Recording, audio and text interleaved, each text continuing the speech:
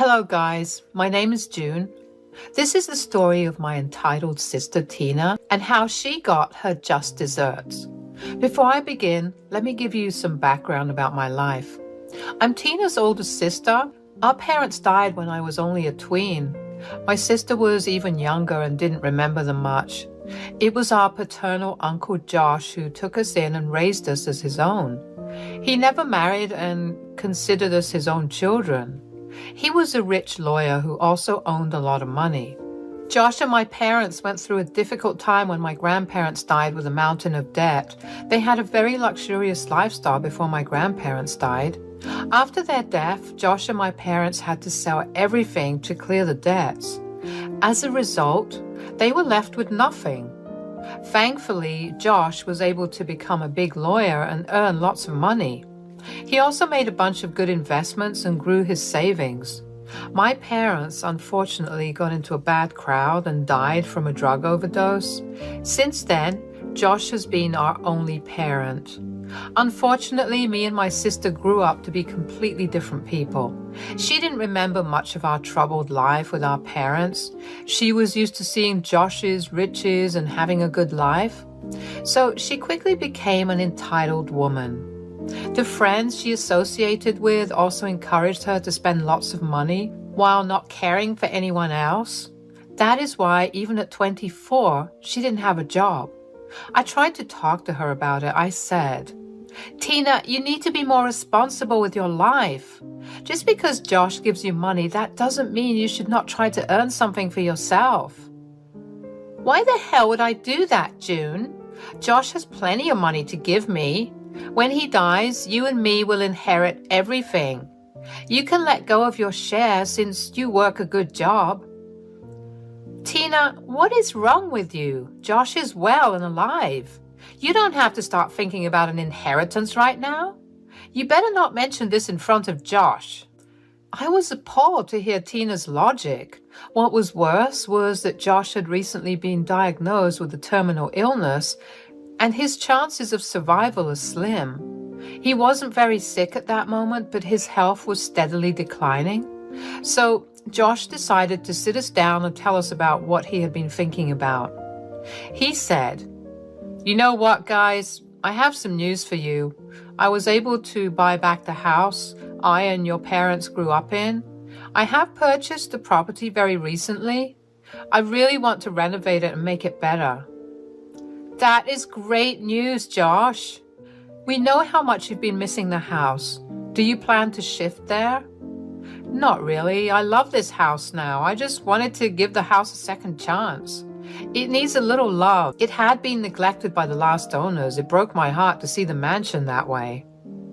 "What a shame. I heard that the mansion was big and very beautiful.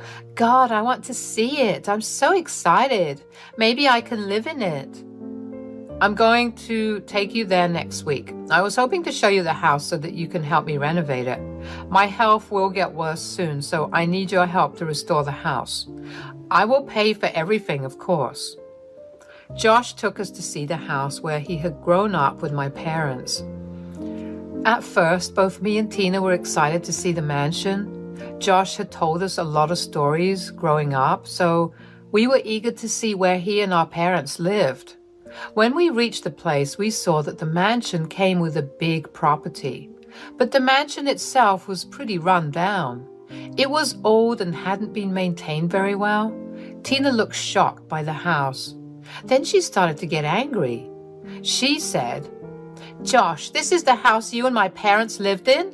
This is nothing like the mansion I had imagined." "I know, Tina. The last owners of the mansion didn't live here or even take care of the place. I convinced them to sell it to me since it was ready to fall apart." I don't want anything to do with this horrible place. It looks like a slum house. My God, the paint is chipping off the walls. Why have you kept this dump anyway?" "This house is my childhood home, Tina. This place holds a lot of sentimental value to me. I had to buy this from the people who owned the place after my father." "You spent money on this wrecked place? What is wrong with you, Josh? I thought you were smart with money, but now I see that you are not.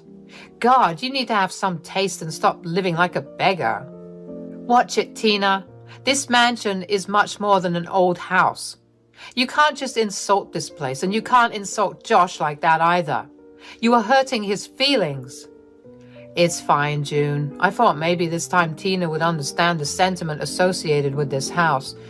I was wrong to hope for it. I get it, Tina. Maybe this house is too shabby for you. Yes, it is, Josh. I'm saying this well in advance, Josh. I want nothing to do with this house. Don't bother leaving me this as an inheritance. I would rather take the money and leave the entire house to June. Tina, what is wrong with you? Josh is right here and you're already talking about getting an inheritance? Have some shame, for God's sakes. It's okay, June. Leave her be. All right then, Tina, since you don't want the house or even want to help me renovate it, I won't leave you this property in my will. Tina seemed satisfied with Josh's promise and looked very pleased with herself. Meanwhile, I was horrified to see what a person she had become. From that moment onwards, I knew that she was far gone, and I didn't want to have a relationship with her anymore. What was worse was what she said when we got home. Tina said, "So, since Josh has laid out his will in words today, I guess we won't argue about who gets what. I don't want you coming after me when that old house gives you very little money." Don't worry, Tina. I am least concerned about getting an inheritance from Josh. I would rather he outlive me. Your inheritance is safe with you. I won't ask you to share or change my mind. Good, because even if you are dying, I won't be giving you my money. I was the one who struck a better bargain. You will have to live with your choices. Honestly, I was disgusted with the way Tina was treating me and Josh. I felt even worse for Josh. He was suffering from the disease and was already in pain. It had hurt him when Tina had insulted him today. After dealing with Tina, I went to talk to him. I wanted to apologize about my sister and make it up to him in some way. I went to his study where he was drafting his will. I said, "Josh, you don't have to take Tina's words to heart. She's an idiot and doesn't know what she's saying. Her friends have been influencing her a lot. Don't worry, June. I'm not upset anymore. And Tina is not a child. She should know right from wrong. I'm afraid she's beyond repair now. Josh, what she did today was horrible. I hope you won't be rewarding her by giving her the money she wants." "Oh, don't you worry, June. I'll give her money, but she will be in for a surprise. I plan to leave as little money as possible. Do you have any ideas on how we can do that?" "I think I may just have the right plan for that, and I think you will like that a lot." Me and Josh discussed the plan I had in mind. I really did want to teach Tina a lesson and make her feel a little less entitled. Also, I wanted Josh and myself to get some revenge as well. Josh seemed very receptive to my idea since it lined up with his plans about the money and the mansion. So we went about putting our plan in motion. Tina had no idea what was about to hit her. This part will be a little hard for me to type. My Uncle Josh passed away just a year after his diagnosis. We tried our best to give him a painless death. He suffered, but we helped him deal with the pain a bit. I was with him till his last breath. Tina was out partying and going on vacation as usual. It boggles my mind how she even afforded those vacations. I didn't have time to ponder over that.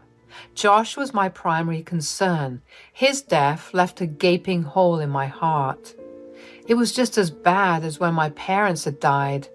I hope he is in a better place with them in heaven. When I called Tina to inform her about Josh's passing, I was hit with another shock. Tina seemed to be very nonchalant about the news. She ummed and hummed on the news and said, "So, as you know, I'm in the midst of a vacation. I can't really help you right now. I will definitely show up for the funeral and the reading of the will. Why don't you just text me the dates and all?" "Tina, I need you right here now. Josh has passed away. We are the only family he had left." You are the only family I have. I need your help. I can't arrange everything on my own." "Oh, please, June. You have always been the best organizer, and like I said, I can't help you. I think you'll manage just fine. Just send me the dates and that's it." After talking to her, I was furious again, and I realized that I didn't have a sister anymore either. She did show up to the funeral, but was only interested in the reading of the will. Josh had left her $2 million while he left me the house. Tina walked up to me with a satisfied smirk on her face. Here I was, hoping that she would come to offer condolences and express her grief, but I had forgotten how heartless my sister had become. She came to me and said, "So, Josh did listen to our demands, didn't he? He split the assets just like we wanted." "Oh, so you are here to talk about inheritance. I made the mistake of thinking you are here to express your sadness or something. You're just happy that he gave you what you wanted." "Good to know, Tina." "I feel bad for you, sis. Look at me. I have got such a huge amount of money in my inheritance. Meanwhile, you are stuck with an old and wrecked mansion. Gosh, what would it cost now? Like $250,000? You should not have wasted your money on that old place." I looked at Tina for some time before bursting into laughter. Tina looked taken aback by my reaction. She expected me to sulk and get jealous of her inheritance. She saw that none of that happened. Instead, I was laughing my butt off at her words. Tina was getting pissed at me and said, "Why the hell are you laughing? What did I say wrong?" "Oh my God, Tina. Do you think I inherited an old and wrecked mansion? You must be out of your mind. When was the last time you visited the house?" "Well, I haven't ever been there except once. Why should I set foot in that place again? It is a wreck, so it doesn't interest me. You know I like new and shiny things. Who would want to visit a ruined house?" "I think you should come along with me and check it out once. Who knows, maybe you are in for a big surprise. You haven't been to the house in 4 years after all." "That ruined house won't impress me, June. You might be running after its nostalgic value, but that doesn't impress me. I like my stuff modern and flashy." "I will be going there to close a sale on the house tomorrow. You can simply tag along and take a last look at it once. I promise you, you will be surprised." I convinced Tina to accompany me to the mansion the next day. At first, Tina was a little reluctant to tag along, but her curiosity got the best of her. I would have taken her along anyway. I had been waiting for this day when Tina would finally see the house after so many years. Once that happens, my revenge against my greedy and entitled sister will be complete. Tina and I drove over to the mansion the very next day. Tina was kind of disinterested in seeing the house. She was convinced that there was no way a broken-down mansion would compare to her immense wealth of $2 million. Oh, wait. It was less than that, since the first thing she did was buy designer purses. Don't get me wrong, I like my luxury bags as well, but Tina had no sense of investing money to preserve her fortune. That is one of the reasons why she was so naive about the mansion. When I finally reached the mansion, Tina looked shell-shocked. She said, "My God, June, what is this place? That looks straight out of a magazine. God, I wish I could have a mansion like this." "You were offered half of this mansion, Tina. You straight away rejected it and acted like you were offended that Josh even dared to make this offer." "What nonsense, June. Josh had never offered me a beautiful mansion like this. You must have intentionally hidden this mansion from me so that I can't claim my share. I always knew you had ulterior motives for being near Josh." Your mind really does think in the worst way possible. I guess me and Josh failed to turn you into a decent human being. Anyway, you have been to this mansion before, Tina. I didn't hide anything from you. This is our grandfather's old house, the one you called wrecked and old. "No, that is impossible. It was in ruins when I saw the mansion. It had a horribly overgrown lawn with paint chipping off all over. It didn't even come close to this place." I looked at Tina. to take in her stupidity in full form. When Tina was slowly becoming a horrible woman, I was hurt to lose my sister. Now I feel nothing but pity for her. I knew people with a mindset like Tina would never be truly happy in life. I didn't want my sister to be unhappy, but I did want to teach her a lesson. After letting the facts sink in for Tina, I said, if you had really considered Josh's feelings and helped him remodel the mansion, you would not be here shaking your head in disbelief. You were stupid enough to run after flashy things that you missed how beautiful the old mansion could become. I had no freaking idea it would be this good. It should cost way more than what I had received in my inheritance. This is your fault, June. You should have convinced me better. There is no use blaming me, Tina. I did my best to change your mind, but you never listened to me. This is what happens when you become an entitled and greedy person with no regard for people's advice.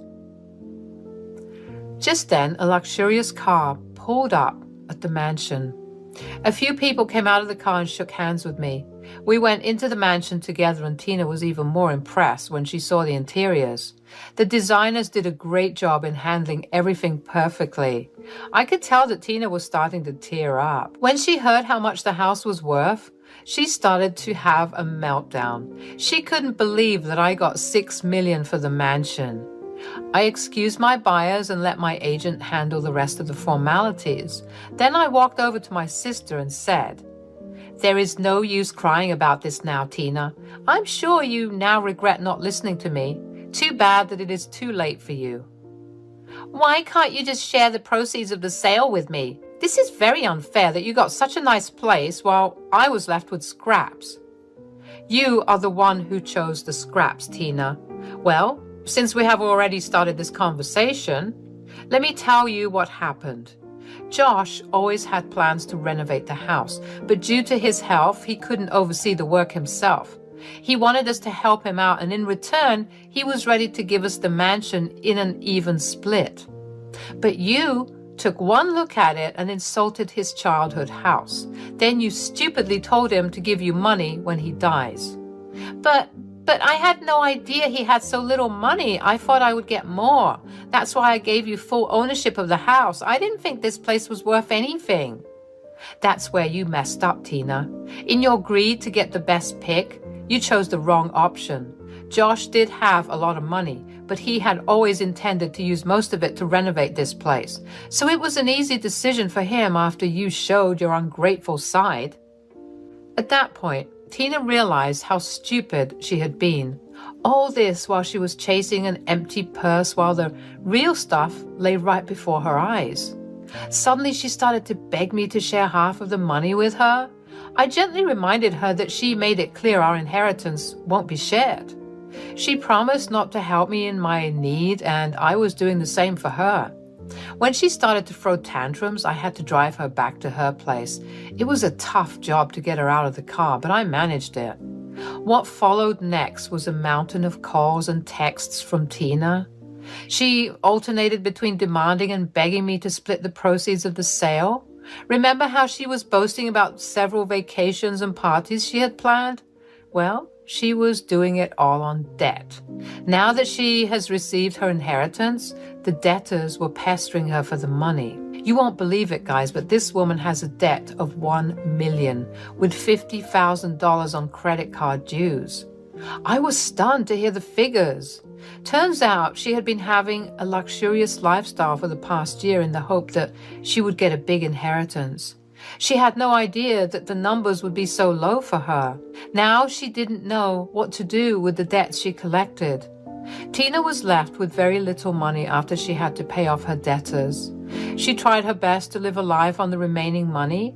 Yes, she still didn't want to work. It lasted her 2 years before she was back begging at my door. I again reminded her of our deal and shut the door in her face. I have no idea where she is or what she's doing. She never cared about me and used me for her needs. There was no way I was keeping any contact with her. If you want to know about my life, let me tell you. I bought a beautiful but cozy bungalow with some of the money. The rest I invested in various things as Josh had told me. I'm doing very well for myself and still work because I don't want to meet the same end as Tina under any circumstances. Also, I'm now engaged and all set to marry next fall. Wish me luck so that I can start my new life with lots of love and happiness.